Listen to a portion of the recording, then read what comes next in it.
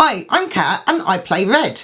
Today we're looking at Magnate The First City, designed by James Naylor and hopefully up on Kickstarter as of today.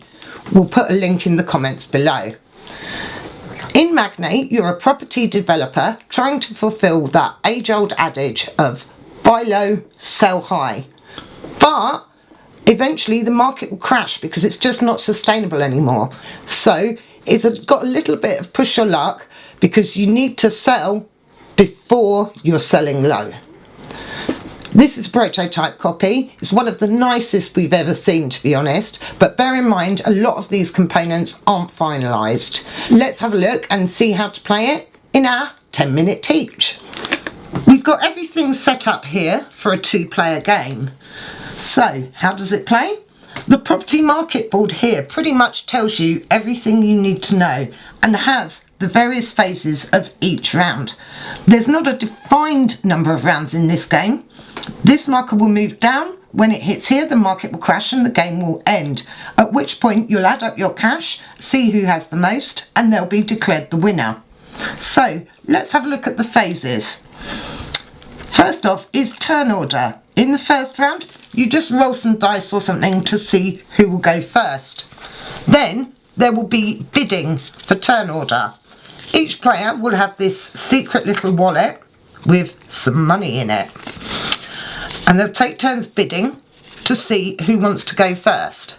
In the first round, there's not that much advantage unless one of these for sale spots is something you particularly fancy. In later rounds, turn order can be very important, so make sure you hang on to some money to get the placement you want. So, after turn order has been determined, you'll then attract tenants, which in this first round doesn't happen. Then we move on to the action phase of the game. Each player has 3 actions. On the player guides here, you've actually got a list of those actions. So let's go through them. You can buy land.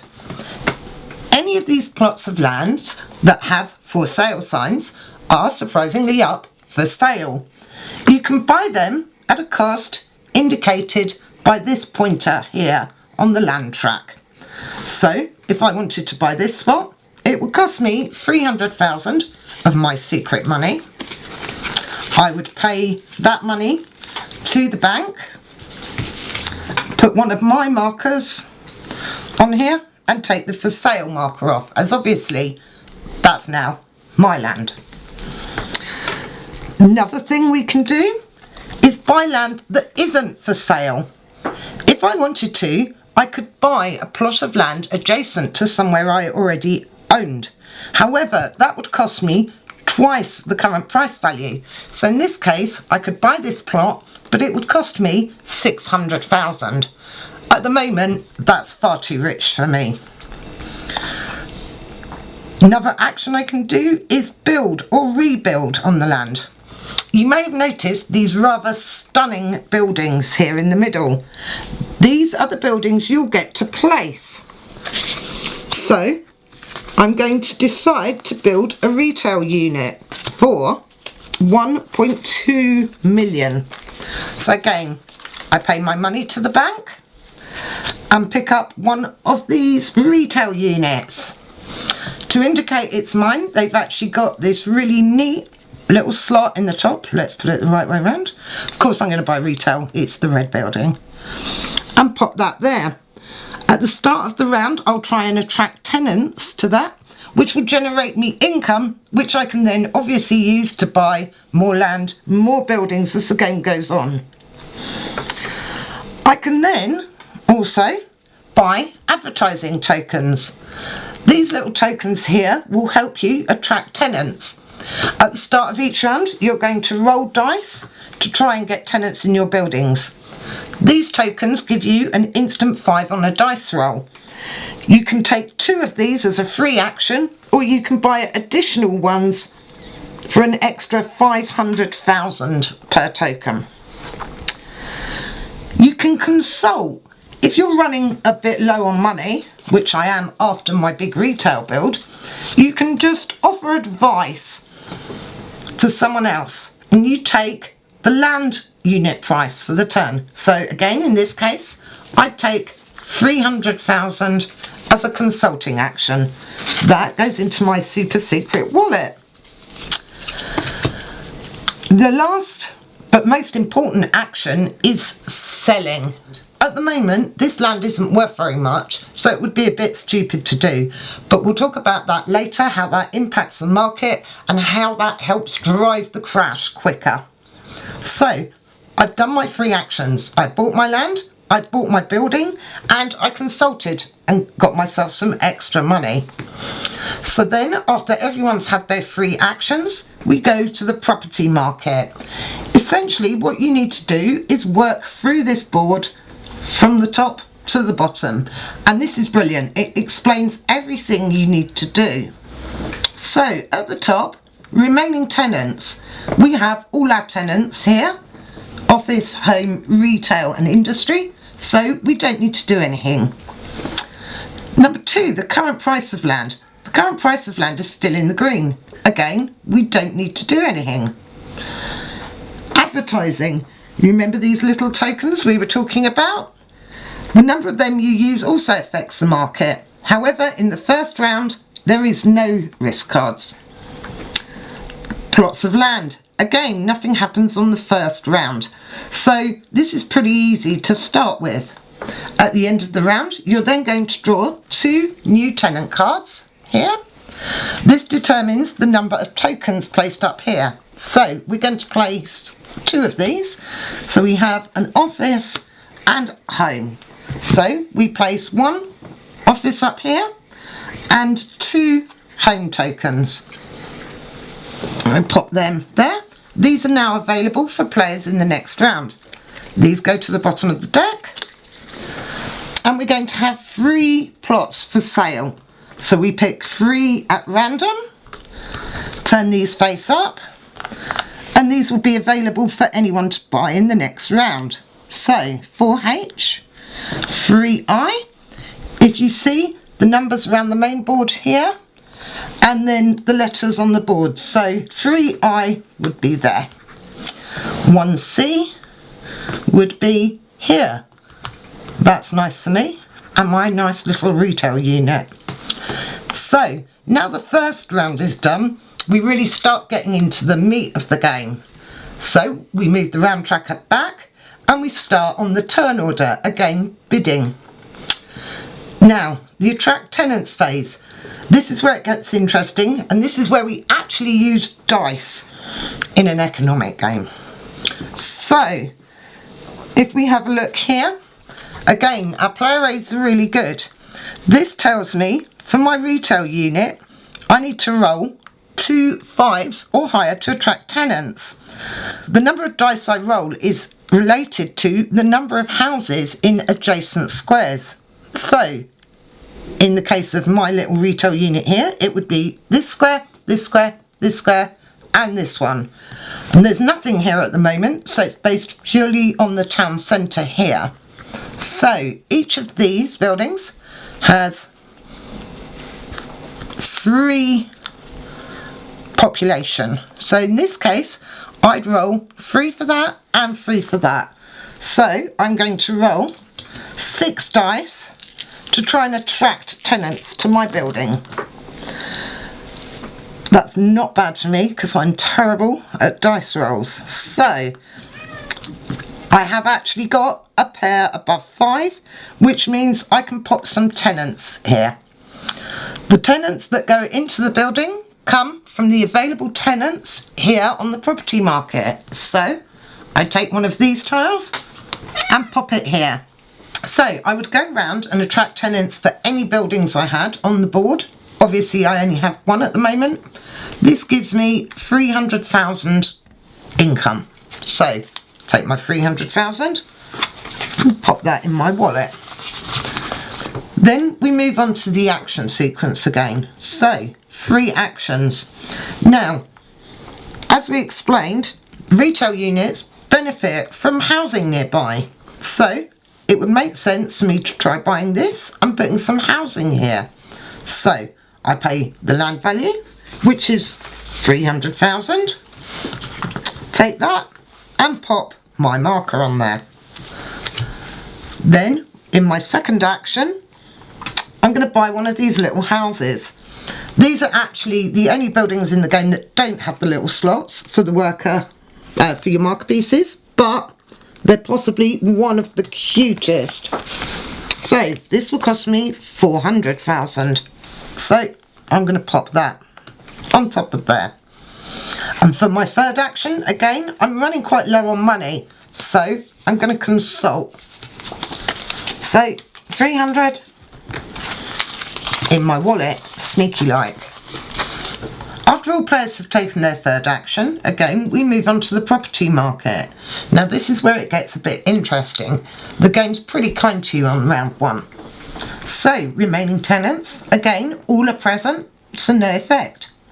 Current price, we're still on the green, no effect. Advertising spent. No one put anything into their advertising this round, so we're going to get one of these risk cards.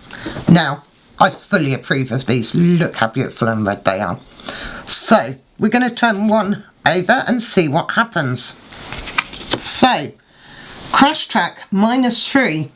So, this is a crash track. This is going to move down 3 points. Then, at the end of the game, this will determine how quickly the market falls. This is a marker that determines how quickly the game ends. So if we get too many of these 3s, it's going to be a very quick game.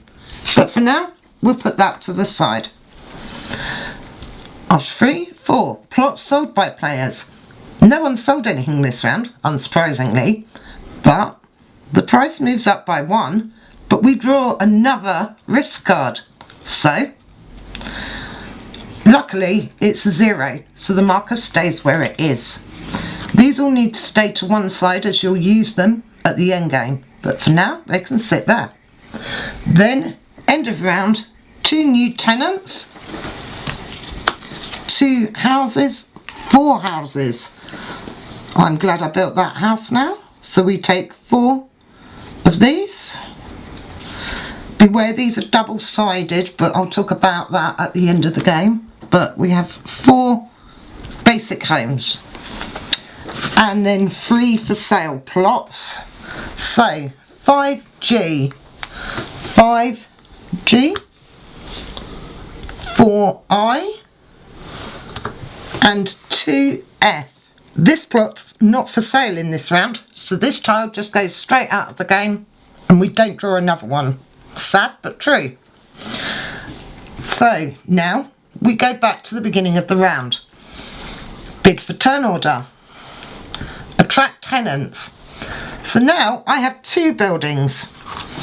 The retail unit, being a bit bigger, can actually have 2 tenants in it. So I can either decide to put another tenant in here, or I can try and attract a tenant to my house here. If you remember though, extra housing gave me extra rolls for my retail unit. So let's try doing my house first. So look at the other side of the player guide. Homes is either equal to the number of tenants in blue or red nearby properties. So let's have a look. We have 3, 6 in the offices, and we have 2, 4, 5 in retail units. So I'm going to roll the lowest of those, which is the 5 on the retail. So my dice rolls are terrible. I need 2 5s. So let's use some of these advertising tokens. But let's use one of them. Pop that there. And I roll my 5 dice. So I've got a 6 and I have my 5 there. So I'm fine. I attract those tenants. So I take a tile, pop it here. However, an important thing to notice here, this little up arrow on the houses, which I'm adjacent to, means that all of my dice roll effectively would have had +1. So this would have been a 7, and this would have actually been a 5 because of the bonus from here. So I would have got it even without the advertising, but you never know. So let's go to my retail unit based on housing. So if you remember, we got 6 from these. We get an extra 1 from here. 1, 2, 3, 4, 5, 6, 7 dice, and I need 5s. I need a pair of 5s, which I didn't get. So even with that many dice, I failed. I got 1 6. There's no bonus. Tough. But I'm going to get the income from both these properties, so I'm going to get 600,000. So 600,000 into my wallet for the round. So now let's have a look at how we sell properties, as I think that's the only thing we haven't covered. So as my first action, let's decide to sell my little house here. The price is partially dependent on the land price, which currently is 400,000. So the way selling works is you're going to get the price for the land, the price for the house, the price for your tenants, and the price for any bonuses you may have. So in this case, I'd get 1, 2, 3, 4 times the current price, which would be 400,000. So I remove this from the board. I put the marker here to show the plot's been sold, and I take the money, which was 1.6 million. Sometimes my maths is terrible. So I get 1.6 million, which goes in the wallet. However, you can see I'm increasing the value of land. However, the more you sell, the more chance there is of drawing risk cards to make the market crash. The more of these that go, there's a higher chance of the market crash. The higher the land price is, the more chance there is of a crash. So everything you do over the course of the game affects the market here. So let's have a look and see what happens when the market crashes. So zeros, obviously. Let's draw enough of these to force the market to crash. Here we go, 3 minus 2. So at this point the market crashes and the game ends. So this is where this bottom bit's important. Post crash market drop is going to be -1, -2, -3, -6, -7. So if possible, the land price would drop by 7. In this case, obviously, we can't go lower than 100k. So that's what our value is worth. So now players sell off all their remaining assets with the value of 100k. So going back to my retail unit here, 1 for the land, 1 for the building, 1 for the tenant. So 3 times 100,000 is only 300,000. So my swanky retail unit that cost me 1.2 million, I've just sold for 300,000. That's a bit sad, isn't it? So after selling my retail unit for a measly 300,000, I need to have a look at my wallet and see what I've got. It's not very much at the moment. So 1 million. Oh, 2 million. 2.5 million. Oh, 3 million total. So that would be my total for the end of the game. So players all check out how much they've got, and the player with the most wins. Magnate's been in development for a while now. We initially saw it at Tabletop Scotland a couple of years back, and there were Lego pieces rather than these stunning miniatures.